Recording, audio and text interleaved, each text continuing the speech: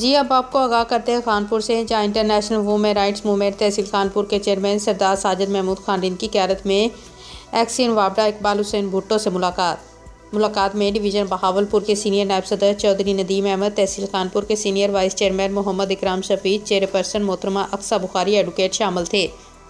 तमाम अहदेदारान ने इज्तिमाई तौर पर खानपुर में लोड शेडिंग, नए ट्रांसफार्मर और ओवर बिलिंग के हवाले से तबादला ख्याल किया गया, जिस पर एक्सियन वापडा इकबाल हुसैन भुट्टो ने कहा कि अवामी मसाइल को तरजीही बुनियादों पर हल करवाने की कोशिश की जाएगी। रमज़ान मुबारक के महीने में लोड शेडिंग कम की जा रही है। मेरे ऑफिस के दरवाजे हर खास आम के लिए खुले हैं। अवामी खिदमत करना मेरे फ़राइज़ में शामिल है। अवाम के मसाइल को अवाम की दहलीज़ पर हल किया जाएगा। तहसील chairman international women rights movement Khanpur Sardar Sajid Mahmood Khanan और अहदेदारान ने एक्सियन वापडा इकबाल हुसैन भुट्टो की खिदमात को खराज तहसीन पेश किया और नेक ख्वाहिशात का इज़हार किया।